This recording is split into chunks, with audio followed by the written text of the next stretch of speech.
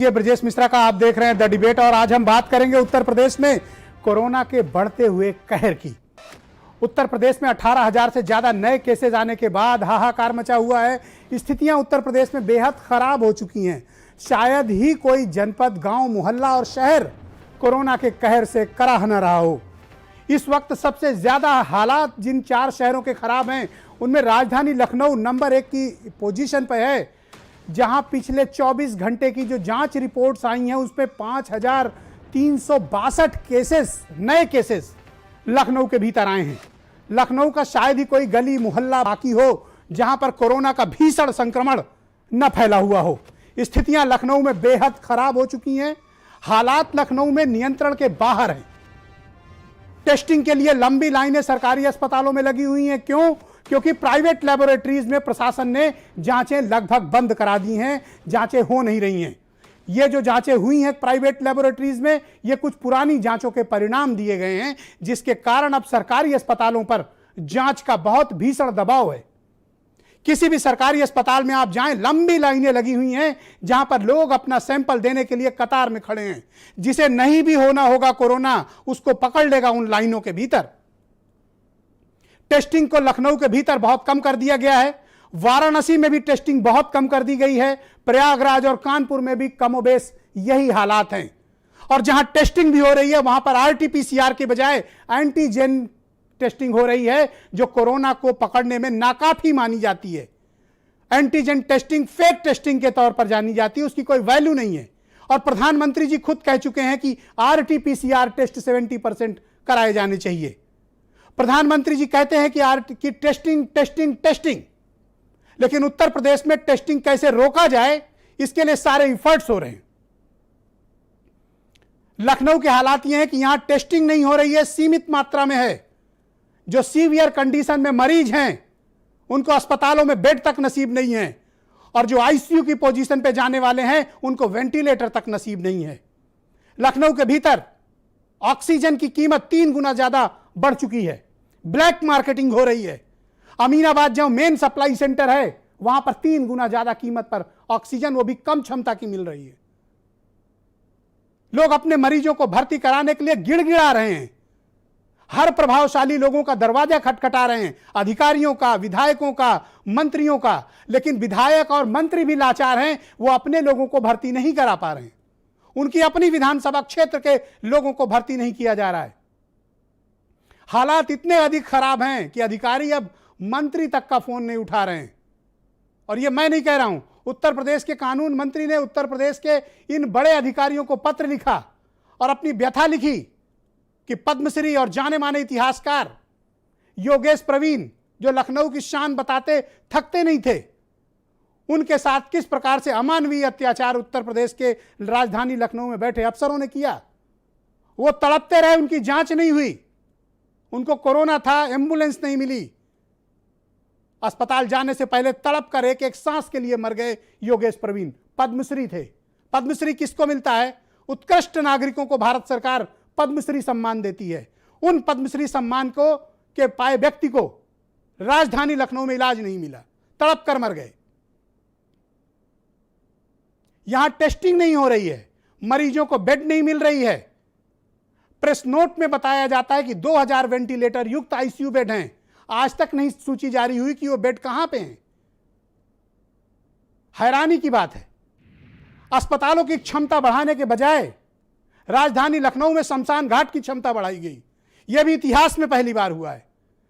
90 के 90 प्लेटफॉर्म बनाए गए ताकि चिताएं जलाई जा सकें। शाम 6 बजे तक की रिपोर्ट है कि लखनऊ के भैंसा कुंड में 67 कोरोना मरीजों की लाशें फूकी गई हैं। यह हालात कैसे उत्पन्न हुए? क्या दूसरी वेब के बारे में अधिकारियों को जानकारी नहीं थी? सबको सब कुछ पता था।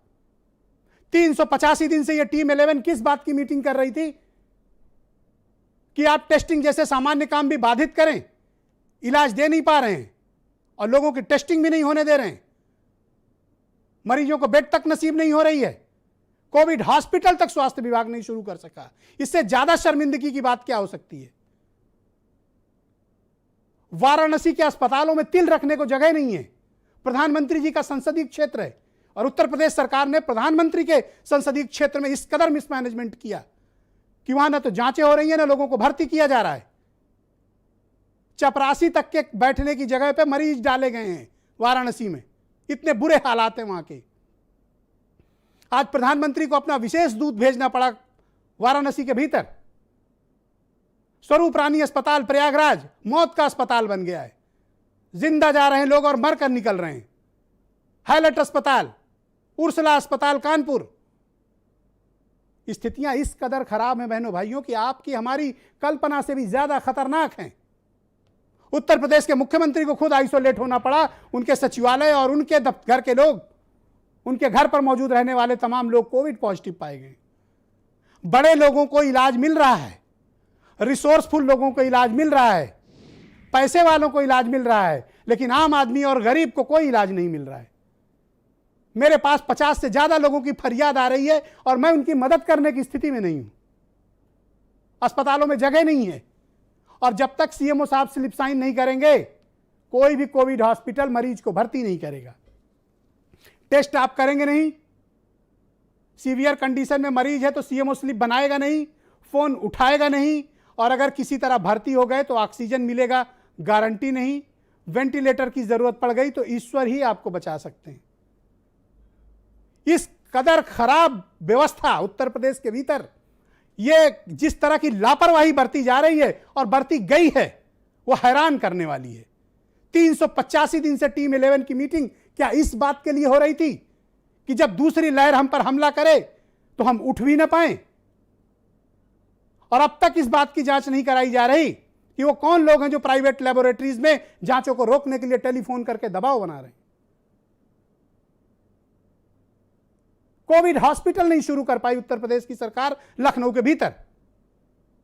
क्या ये तथ्य हैरान करने वाले नहीं है?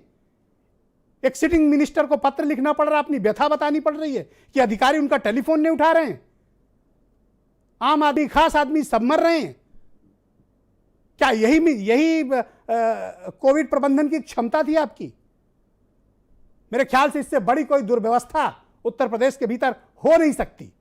और यह अपने आप में बहुत हैरान करने वाली बात है कि जब कोरोना का दूसरा हमला हुआ न तो हम तैयार थे, न हमारे पास संसाधन थे और न हमारे पास विल पावर थी। सिर्फ क्या था? बयान थे। सिर्फ क्या था? प्रेस नोट थे।